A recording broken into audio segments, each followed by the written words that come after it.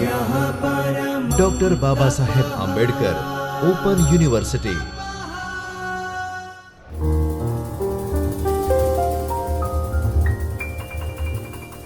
નમસ્કાર વિદ્યાર્થી મિત્રો, ડૉક્ટર બાબા સાહેબ આંબેડકર ઓપન યુનિવર્સિટીના ચૈતન્ય સ્ટુડિયોમાંથી હું ડૉક્ટર કૃણાલ મિસ્ત્રી આપ સૌનું હાર્દિક સ્વાગત કરું છું.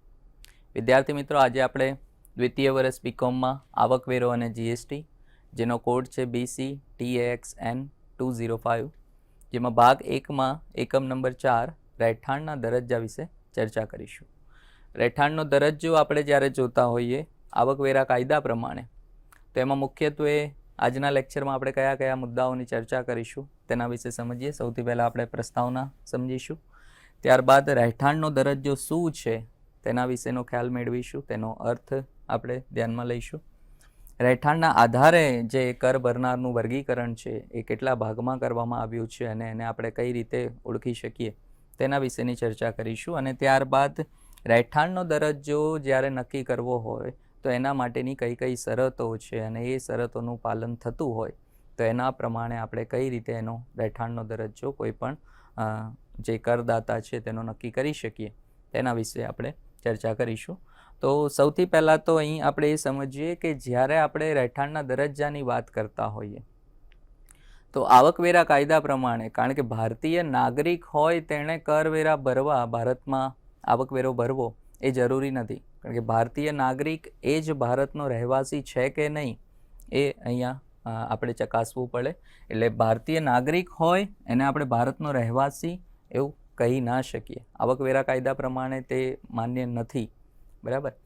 કારણ કે જ્યારે આપણે રહેવાસીની વાત કરતા હોઈએ તો જે કાયદા મુજબની અમુક શરતો આપી છે એ શરતોનું પાલન થતું હોય તો એ શરતો મુજબ નાગરિક જે છે તે ભારતનો રહેવાસી સાબિત થતો હોય તો જ એણે આવકવેરો ભારતમાં ભરવાનો થાય. એટલે જ્યારે પાછલા વર્ષની કુલ આવક પર વેરો વસૂલ કરવો પડે તો એ વેરો વસૂલ કરવા માટે એ કરદાતાનો રહેઠાણનો દરજ્જો અહીંયા ચકાસવો જરૂરી છે, બરાબર. રહેઠાણના દરજ્જા ઉપરથી આપણે નક્કી કરી શકીશું કે જે પાછલા વર્ષમાં એ કરદાતાએ આવક ઊભી કરી છે એ આવકવેરા ભરવાનો લાયક છે કે નહીં, બરાબર. આવકવેરો એણે ભરવાનો થાય છે કે નહીં. તો એના માટે સૌથી પહેલી અહીંયા ચકાસણી કરવી પડે કે એનો રહેઠાણનો દરજ્જો નક્કી કરવો પડે. રહેઠાણના દરજ્જો નક્કી કરવા માટે મુખ્યત્વે 3 જે બાબતો છે એ 3 બાબતોનું અહીંયા ધ્યાન રાખવું પડતું હોય છે. સૌથી પહેલાં તો આવકનું પ્રાપ્તિ સ્થાન. ઘણી બધી આવક એવી હોય કે જે પોતે દેશમાં કરેલી હોય, એટલે ભારતમાં જ કમાયેલી હોય અને ભારતમાંથી જ તે આવક ઉદ્ભવી હોય. અને આ ઘણી આવક એવી પણ હશે કરદાતાની કે જે વિદેશમાં કમાયેલા હોય, બરાબર. આપણે ઘણા બધા વ્યક્તિને જોઈએ છે કે વિદેશમાં અવર જવર કરતા હોય, પ્રવાસ કરતા હોય અથવા વિદેશમાં કામ માટે ગયા હોય, તો એવી વ્યક્તિ વિદેશમાંથી જો કોઈ આવકની પ્રાપ્તિ કરી હોય તો એ અહીંયા આપણે વર્ગીકરણ કરવું જરૂરી થઈ જાય છે. પણ આનું વર્ગીકરણ થોડું ઇઝી છે, કારણ કે ભારતમાં કમાય છે કે બીજે કમાય છે એ આવકનું જે ઉદ્ગમ સ્થાન હોય તેના ઉપરથી આપણે નક્કી કરી શકીએ કે દેશમાં કમાયેલી આવક છે કે વિદેશમાં કમાયેલી આવક છે. એટલે એમાં આપણે હાલ જતા નથી. ત્યારબાદ આવકનો સમયગાળો જો, કારણ કે અહીં જે આપણે આવકવેરો વસૂલ કરવાનો છે તે પાછલા વર્ષની આવક ઉપર કરવાનો છે. એટલે જે આવક કમાયેલી છે તે આવકને પાછલા વર્ષમાં કમાઈ છે કે પછી એના અગાઉ કમાયેલી છે તો એ પણ અહીંયા નક્કી કરવું જરૂરી છે. એટલે એનો સમયગાળો અહીંયા જાણવો પડે અને એ આપણે ઇઝીલી જાણી શકતા હોઈએ છીએ તારીખ ઉપરથી, બરાબર. કે આ તારીખે કમાયેલી આવક છે તો એ પાછલા વર્ષ દરમિયાન જો આવતી હોય તો પછી એને આપણે કરવેરા માટે ધ્યાનમાં લઈશું. જો પાછલા વર્ષની પહેલાંની આવક હોય તો એને આપણે અહીંયા ધ્યાનમાં લેતા નથી. એટલે એ પણ અહીંયા ઇઝી છે. પણ મુખ્યત્વે જે આપણે નક્કી કરવાનું છે તે કરદાતાનો રહેઠાણનો દરજ્જો, અને એ રહેઠાણનો દરજ્જો કઈ રીતે નક્કી કરી શકાય એના માટે આપણે આ આખો જે એકમ છે એ એકમમાં ચર્ચા કરીશું. એટલે રહેઠાણનો દરજ્જો નક્કી થાય અને એ રહેઠાણના દરજ્જા ઉપરથી આવકવેરો ભરવાનો થાય છે કે નહીં તેની અહીંયા રજૂઆત થશે. તો ભારતીય નાગરિકતા અને રહેઠાણનો દરજ્જો આ બંને અલગ અલગ બાબતો છે એ અહીંયા આપણે ખાસ ધ્યાન રાખવું જોઈએ. કારણ કે સૌથી પહેલાં જ આપણે ચર્ચા કરી કે જે ભારતનો નાગરિક છે એ ભારતનો રહેવાસી છે કે નહીં એ આવકવેરા કાયદા મુજબ આપણે માન્ય ગણતા નથી. કારણ કે દરેક નાગરિક એ ભારતનો રહેવાસી હશે એવું આપણે નથી કહી શકતા, બરાબર. એટલે આવકવેરા કાયદા મુજબ એનો રહેઠાણનો દરજ્જો નક્કી કરવા માટે આપણે અમુક શરતોનું પાલન થતું હોવું જોઈએ. તો એ શરતો કઈ કઈ છે તેના વિશે ચર્ચા કરીશું, પણ એ પહેલાં રહેઠાણનો દરજ્જો શું છે તેનો અર્થ સમજીએ. તો રહેઠાણના દરજ્જા આવકવેરા કાયદામાં આપણે જોઈએ તો રહેઠાણના દરજ્જાની એવી કોઈ વ્યાખ્યા આપી નથી. કેમ કોઈ વ્યાખ્યા નથી આપી? કારણ કે રહેઠાણનો દરજ્જો એ કોઈ પદ નથી, બરાબર, એક હોદ્દો છે. કારણ કે જ્યારે પદ હોય તો એને આપણે ડિફાઇન કરી શકીએ, એની આપણે વ્યાખ્યા આપી શકીએ, પણ આ તો એક હોદ્દો છે કે એ ખરેખર રહેવાસી છે કે બિન રહેવાસી છે, બરાબર. તો એ રહેવાસી કે બિન રહેવાસી સાબિત કરવું પડે છે, અને સાબિત કરવા માટે કોઈ વ્યાખ્યા હોતી નથી. પણ સામાન્ય ભાષામાં જો આપણે કહીએ તો કલમ 6 એની પેટા કલમ 1માં આવકવેરા કાયદાની અંદર આપેલું છે કે જ્યારે આપેલ શરતો મુજબ ભારતના રહીશ કે બિન રહીશ તરીકે દરજ્જો નક્કી કરવાની પ્રક્રિયા, એ પ્રક્રિયાને રહેઠાણનો દરજ્જો નક્કી કરવાની પ્રક્રિયા કહી શકીએ, બરાબર. એટલે જે શરતો આપી છે કલમ 6ની અંદર, એ કલમ 6 મુજબ એ શરતોનું પાલન થતું હોય તો તે રહીશ છે. જો એ શરતો પૂરી ન કરી શકે તો એ બિન રહીશ છે, બરાબર. તો આ જે આખી પ્રક્રિયા આપણે ફોલો કરીએ છીએ તો એ પૂરેપૂરી પ્રક્રિયાને આપણે રહેઠાણના દરજ્જા નક્કી કરવાની પ્રક્રિયા કહી શકીએ. એટલે રહેઠાણનો દરજ્જો એની કોઈ પ્રોપર વ્યાખ્યા ક્યાંય આપી નથી. એટલે આવકવેરા કાયદા મુજબ ફક્ત પ્રક્રિયા આપેલી છે અને એ પ્રક્રિયા આપણે અહીંયા સમજવાની છે. તો એની જ ચર્ચા કરીએ. તો સૌથી પહેલાં તો કરદાતા જે છે એ કરદાતા વ્યક્તિ છે અથવા HUF છે, બરાબર, હિન્દુ અનડિવાઇડેડ ફેમિલી હોય, અથવા કોઈ વ્યક્તિગત જે જીવંત વ્યક્તિ છે, સામાન્ય વ્યક્તિ છે. તો એ વ્યક્તિને આપણે મુખ્યત્વે 3 ભાગમાં અહીં વહેંચી શકીશું જે આવકવેરા કાયદા છે તે મુજબ. એક તો એ રહેવાસી હોઈ શકે, બરાબર, અથવા તો તે ડીમ્ડ રહેવાસી એટલે માની લીધેલ રહેવાસી હોઈ શકે, અથવા તો તે બિન રહેવાસી એટલે બિન રહીશ હોઈ શકે, બરાબર. આ 3 ભાગમાં એને મુખ્યત્વે આપણે વહેંચી શકીએ. જો રહેવાસી છે, રહીશ છે, તો એ રહીશ 2 રીતે હોઈ શકે. કાં તો તે ફક્ત રહીશ અને સામાન્ય રહીશ છે, એટલે કે રેસિડેન્ટ એન્ડ ઓર્ડિનરી રેસિડેન્ટ, બરાબર, અથવા તો તે રહીશ છે પરંતુ સામાન્ય રહીશ નથી, બરાબર. એટલે રેસિડેન્ટ છે ભારતનો, એ રહીશ કરી પણ સામાન્ય રહીશ નથી, નોટ ઓર્ડિનરી રેસિડેન્ટ, એટલે RNOR. જે માની લીધેલ રહેવાસી છે, ડીમ્ડ રહેવાસી છે, માની લીધેલ રહીશ હોય તો તે ફક્ત ને ફક્ત કેવા હોય, જે રહીશ પરંતુ સામાન્ય રહીશ નહીં. એમાં આપણે સામાન્ય રહીશની કોઈ ચકાસણી કરતા નથી, કારણ કે તે સામાન્ય રહીશ નથી હોતા, ફક્ત માની લીધેલ રહીશ છે એટલે. અને જો શરતોનું પાલન ન થતું હોય તો તે બિન રહીશ છે, બરાબર, બિન રહેવાસી છે. એટલે આ રીતે 3 ભાગમાં આપણે વહેંચી શકીએ. જ્યારે વ્યક્તિગત અથવા HUFનું આપણે રહેઠાણનો દરજ્જો નક્કી કરતા હોય, જો કોઈ કંપની માટે કરતા હોય, પેઢી માટે કરતા હોય, અથવા તો એસોસિએશન ઓફ પર્સન્સ માટે કરતા હોય, સ્થાનિક સત્તા માટે કરતા હોય, એટલે આવા કોઈ કરદાતા માટે જ્યારે આપણે રહેઠાણનો દરજ્જો નક્કી કરતા હોય તો એને મુખ્યત્વે 2 ભાગમાં નક્કી કરી શકીએ. યા તો એ રહેવાસી હશે એટલે રહીશ હશે, અથવા તો તે બિન રહીશ હશે. તો આ 2 ભાગમાં ત્યાં આપણે માની લીધેલ રહીશનો ભાગ પાડતા નથી, અથવા તો ત્યાં કોઈ સામાન્ય રહીશ કે એવા પણ ભાગ પડતા નથી. પણ વ્યક્તિગત અથવા HUF હોય તો એમાં આ બધા ભાગ પડે છે. એટલે કલમ 6 મુજબ આપણે કહી શકીએ કે જો કોઈ કુદરતી વ્યક્તિ છે અથવા તો HUF છે તો એના માટે 3 દરજ્જા, જે રીતે આપણે ચર્ચા કરી, રહીશ, બિન રહીશ અને માની લીધેલ રહીશ. અને જો કોઈ કંપની કે હોય તો એમાં ફક્ત 2 આપણે કરીશું. અને જો સામાન્ય રહીશ છે કે નહીં તે પણ અહીંયા નક્કી કરતા હોઈએ છીએ. એટલે રહીશ તો કરી પણ તે સામાન્ય છે અથવા તો સામાન્ય નથી તેની પણ અહીંયા ચકાસણી કરવી જરૂરી છે, બરાબર. તો આ રીતે રહેઠાણના દરજ્જા નક્કી થતા હોય છે અને એનું વર્ગીકરણ આપણે કરી શકીએ. હવે આપણે જઈએ કે રહીશની આપણે વાત કરી, પણ તે વ્યક્તિ રહીશ છે કે નહીં, ભારતનો રહેવાસી છે કે નહીં, તો એ ભારતનો રહેવાસી ની ચકાસણી કરવા માટે જે મૂળભૂત શરતો છે એ મૂળભૂત શરતોનું પાલન થતું હોવું જોઈએ. મૂળભૂત 2 શરત આપેલી છે અહીંયા, બરાબર, પરંતુ વચ્ચે અથવા છે, એટલે કે યા તો મૂળભૂત શરત અ અથવા તો મૂળભૂત શરત બ, 2માંથી કોઈ એકનું જો પાલન થતું હોય, 2માંથી કોઈ એક શરત જો પૂરી થતી હોય તો આપણે કહી શકીએ કે તે જે વ્યક્તિ છે તે ભારતનો રહીશ છે, ભારતનો રહેવાસી છે. એના માટે સૌથી પહેલી એક શરત એ છે કે તે સંબંધિત પાછલા વર્ષ દરમિયાન 182 અથવા તેથી વધુ દિવસ ભારતમાં હાજર રહેલા હોવા જોઈએ.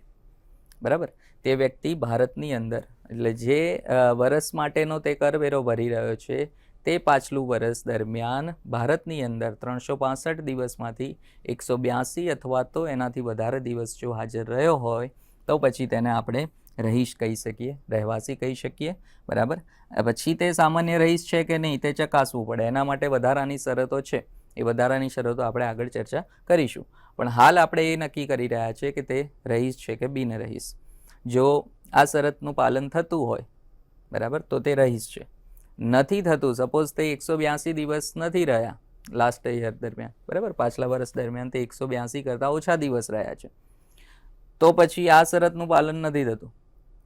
તો ત્યાં આપણે આ બીજી શરત ચેક કરી શકીએ કે પાછલા વર્ષમાં જો તે 60 અથવા તેથી વધુ દિવસ ભારતમાં હાજર હોય અને તેના તરત અગાઉના 4 વર્ષ દરમિયાન 365 અથવા તેથી વધારે દિવસ ભારતમાં હાજર હોય તો પછી તે ભારતનો રહીશ છે તેમ આપણે કહી શકીએ. અને જો ના હોય તો પછી તે બિન રહીશ છે. એટલે આ બેમાંથી કોઈ પણ એક શરતનું પાલન થતું હોવું જોઈએ. બરાબર, એટલે મૂળભૂત શરત આમાં એવું છે 182 દિવસ અથવા એનાથી વધુ. જો એ ફૂલફિલ થઈ ગઈ તો પછી બ જોવાની જરૂર નથી, કારણ કે 182 દિવસથી વધારે છે એટલે તે રહીશ છે. પછી સામાન્ય રહીશ છે કે નહીં તેની ચકાસણી કરવાની, એ વધારાની શરતો ચેક કરવાની. બરાબર, પણ સપોઝ કોઈ એવી વ્યક્તિ છે કે તે ભારતમાં લાસ્ટ જે યર છે પાછલા વર્ષ દરમિયાન ફક્ત 100 દિવસ હાજર રહી છે, તો એનો મતલબ એ થયો કે 182થી વધારે નથી, એટલે આ શરતનું પાલન થતું નથી. બરાબર, 100 દિવસ હાજર છે તો પછી જે મૂળભૂત શરત બીજી છે તેના વિશે ચકાસણી કરવાની કે જો 60થી વધુ હોય તો 60થી વધુ છે. બરાબર, 60થી વધુ તો હોવા જોઈએ, પણ સાથે સાથે તેના અગાઉના 4 વર્ષ દરમિયાન 365 અથવા એથી વધારે દિવસ પણ હાજર રહેલ હોવા જોઈએ. બરાબર, એટલે ખાલી પાછલું વર્ષ નહીં, અહીંયા પાછલા વર્ષ એની સાથે સાથે એના અગાઉના 4 વર્ષ દરમિયાન પણ તે 365થી વધારે દિવસ હાજર હોવા જોઈએ. બરાબર, જો એ એના અગાઉના 4 વર્ષ દરમિયાન 200 દિવસ જ હાજર રહ્યા છે તો પછી તે બિન રહીશ થઈ જશે. પણ ધારો કે તે 370 દિવસ હાજર રહ્યા છે તો પછી બંને શરતોનું પાલન થાય છે, ત્યાં તે રહીશ થઈ જશે. અને જો રહીશ છે તો પછી સામાન્ય રહીશની ચકાસણી કરવાની. બરાબર, તો આ રીતે જ્યારે રહીશનો દરજ્જો આપણે નક્કી કરતા હોઈએ તો આ બે શરતો છે, બેમાંથી કોઈ પણ એક શરત અથવા છે, અથવા એટલે કે મૂળભૂત શરત અ અથવા મૂળભૂત શરત બ, પણ બમાં બે એક સાથે થવી જોઈએ, આમાં ખાલી એક જ શરત છે 182 દિવસવાળી. બરાબર, એટલે બેમાંથી કોઈ પણ એક શરતનું પાલન થતું હોય તો તે વ્યક્તિ જે છે તે ભારતનો રહીશ છે તેવું આપણે કહી શકીએ. બંનેમાંથી એક પણ શરતનું પાલન નથી થતું તો પછી તે બિન રહીશ છે તેવું આપણે કહી શકીએ. મૂળભૂત શરત જે બ છે એ બમાં અમુક અપવાદો પણ છે.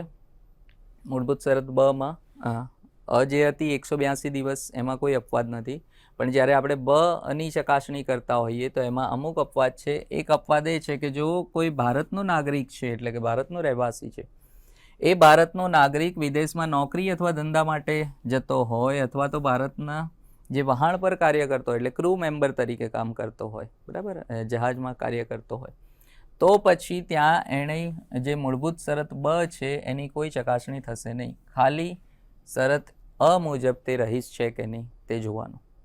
બરાબર, એટલે કે 182 દિવસ અથવાથી વધારે જો હાજર હોય તો પછી તે રહીશ છે. જો 182થી ઓછા છે, ધારો કે 100 દિવસ છે, તો આપણે મૂળભૂત શરત બમાં જઈ શકત, પણ જો તે ભારતમાં વિદેશીમાં નોકરી અથવા ધંધા માટે ગયેલો છે અથવા તો તે વહાણ પર કાર્ય કરે છે, ક્રૂ મેમ્બર તરીકે કાર્ય કરે છે, તો પછી ત્યાં શરત બ જે છે બી એ ચેક કરવાની રહેતી નથી.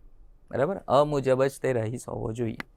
એવી જ રીતે જો કોઈ ભારતીય નાગરિક છે અથવા ભારતીય વંશજ છે અને તે ભારતની મુલાકાતે આવે છે અને એની આવક 15 લાખ કરતાં ઓછી છે, 15 લાખ અથવા તો ઓછી છે પાછલા વર્ષ દરમિયાન વિદેશી આવક સિવાયની, બરાબર, તો એણે પણ ફક્ત શરત અનું પાલન થયેલું હોવું જોઈએ. જો શરત અ મુજબ તે રહીશ થતો હોય તો ઠીક છે, ન થાય તો ત્યાં તે બિન રહીશ થઈ જાય છે. બરાબર, પણ એ જ ભારતીય વંશજ જો વિદેશી આવક સિવાયની, એટલે કે વિદેશમાં જે આવક ઉદ્ભવી છે તેના સિવાયની આવક જો એની 15 લાખ કરતાં વધારે હોય અને તે ભારતની મુલાકાતે આવે છે, તો પછી શરત અનું તો પાલન થવું જોઈએ. પણ કદાચ શરત અનું પાલન નથી થતું તો ત્યાં શરત બ આપણે ચેક કરી શકીએ, પણ બમાં કેટલા દિવસ, 60 દિવસ હતા, એના કરતાં એના જગ્યાએ આપણે 120 દિવસ ત્યાં લઈ શકીએ. બરાબર, 60ની જગ્યાએ 120 દિવસ ત્યાં શરત બમાં લેવાના. આ બંનેમાં તો શરત બ લાગુ જ નથી પડતી. બરાબર, પણ ત્રીજા અપવાદમાં એવું છે કે 60 દિવસ આપણે શરત બમાં મૂકીએ છીએ, પણ એના જગ્યાએ 120 દિવસ આપણે ત્યાં લઈ શકીએ. પણ તે ખાલી ને ખાલી સામાન્ય રહીશ નહીં હોય, એટલે રેસિડેન્ટ કરી રહીશ થઈ જાય, પણ નોટ ઓર્ડિનરી, સામાન્ય રહીશ તે નહીં થઈ શકે. ઓકે, એટલે 3 મુજબ તે રહીશ થઈ શકશે, પણ વધારાની શરતો ત્યાં ચકાસવાની જરૂર નથી, કારણ કે એને ડાયરેક્ટ આપણે નોટ ઓર્ડિનરી રેસિડેન્ટ કહી દઈશું. બરાબર, એટલે કે તે સામાન્ય રહીશ નથી તેવું આપણે ત્યાં કહી દઈશું. અમુક અહીંયા વ્યાખ્યા આપેલી છે, કારણ કે જે આપણે સમજ્યા તેમાં અપવાદમાં આપણે એક શબ્દ એ જોયો હતો કે ભારતીય નાગરિક. ભારતીય નાગરિક કોને કહેવાય? તો ભારતીય નાગરિક એટલે એવી વ્યક્તિ કે જેનો પોતાનો જન્મ અથવા તો તેના માતા પિતામાંથી કોઈ પણ એકનો જન્મ ભારતમાં થયેલો હોય તો તેને આપણે ભારતીય નાગરિક કહી શકીએ. બરાબર, અથવા તો કોઈ વિદેશી વ્યક્તિએ ભારતીય નાગરિક સાથે લગ્નની નોંધણી કરેલ હોય તો તેને પણ આપણે ભારતીય નાગરિક તરીકે ઓળખી શકીએ. ઓકે, તો આપણે જે અપવાદમાં ભારતીય નાગરિક એવો શબ્દ યુઝ કરતા હતા, એ ભારતીય નાગરિક એટલે કે એવી વ્યક્તિ, તો એવી વ્યક્તિ કે જેનો પોતાનો અથવા એના માતા પિતામાંથી કોઈ પણ એકનો જન્મ ભારતમાં થયો હોય અથવા તો કોઈ ભારતની વ્યક્તિ સાથે તેના લગ્નની નોંધણી થયેલ હોય તો પછી તેને આપણે ભારતીય નાગરિક કહી શકીએ. ભારતીય વંશજ પણ હતું ત્યાં એક શબ્દ. તો ભારતીય વંશજ એટલે શું? તો વંશજ એટલે એવી વ્યક્તિ કે જેનો પોતાનો અથવા તો એના માતા પિતા, દાદા દાદી, નાના નાની આ પૈકી કોઈનો પણ જન્મ ભારતનું જે વિભાજન થયું તે પહેલાં થયેલો હોવો જોઈએ, એ પહેલાંના ભારતમાં થયેલો હોવો જોઈએ, તો પછી તેને આપણે ભારતીય વંશજ કહી શકીએ. એ પોતે ભલે ભારતીય નાગરિક નથી, પણ ભારતનો વંશજ છે તેવું આપણે કહી શકાય, કારણ કે એના કુટુંબમાંથી કોઈ પણનો જન્મ ભારતનું જે વિભાજન થયું તે પહેલાંમાં થયેલો છે. એવી જ રીતે વિદેશી સ્ત્રોતમાંથી આપણે ત્યાં શબ્દ એક હતો કે વિદેશી આવક સિવાયની આવક. તો વિદેશી આવક એટલે કેવી આવક? તો એવી આવક જે ભારતની બહાર કમાયેલી છે અથવા ઉદ્ભવેલી છે. બરાબર, ભારતમાં સ્થાપિત નથી, નિયંત્રિત ધંધા કે વ્યવસાયની આવક નથી, એવી આવકને આપણે વિદેશી આવક તરીકે કહીશું. એટલે કે ભારતમાં તે ઉદ્ભવી નથી, ભારતમાં ઉપજેલ નથી તેવું માનવામાં આવશે. બરાબર, તો એટલે ભારત સિવાયની જે આવક છે તેને આપણે વિદેશી આવક તરીકે ઓળખીશું. તો આ અમુક શબ્દ જે અપવાદમાં આપણે જોયા હતા એ શબ્દની વ્યાખ્યા અહીંયા આપેલી છે. તો વિદ્યાર્થી મિત્રો, આજના લેક્ચરમાં આપણે રહેઠાણના દરજ્જાનું વર્ગીકરણ શીખ્યા, સાથે સાથે રહીશ ક્યારે આપણે કહી શકીએ કોઈ પણ નાગરિકને, તો એ રહીશ માટેની અમુક શરતોનું ચર્ચા કરી. તો આ લેક્ચર અહીં આપણે પૂરું કરીએ છીએ. ધન્યવાદ. स्वाध्यायः परः